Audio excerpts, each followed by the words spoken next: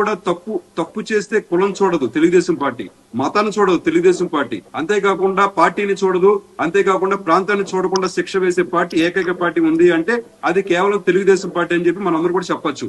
ఈ రోజున కారుమూరి నాగేశ్వర గారిని చూస్తుంటే ఆయన సిగ్మా అనే కంపెనీతో చేతులు కలిపి దాని 4% వాటా, ఈయనది 96% వాటాతో, అంతేకాకుండా వాళ్ళ కొడుకు మరియు వాళ్ళ కోడలు అకౌంట్ లో కూడా అమౌంట్లను ఈ రోజున ఈడీ అనేది టార్గెట్ చేసినట్టుగా ఈడీ అనేది స్పష్టం చేసింది.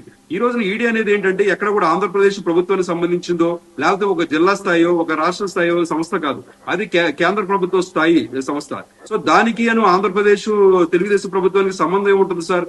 ఈ రోజున వాళ్ళు కూడా ఏం చెప్పారు, వాళ్ళు క్లియర్ కట్ గా ప్రతి ఒక్కరు కూడా ఎగ్జామిన్ చేసి దీని పరంగా, అంతేకాకుండా కారుమూరి నాగేశ్వరరావు గారిని కూడా జూన్ 24 తారీఖున వచ్చి హాజరవమని చెప్తే ఆయన ఏం చేశాడు, నాకు ఒంట్లో బాగాలేదు రేపు వస్తాను ఎల్లుండి వస్తాను అని చెప్పి స్కిప్ చేసుకుంటా కూడా ఎక్కడ రాని పరిస్థితిని మనం గమనించాం.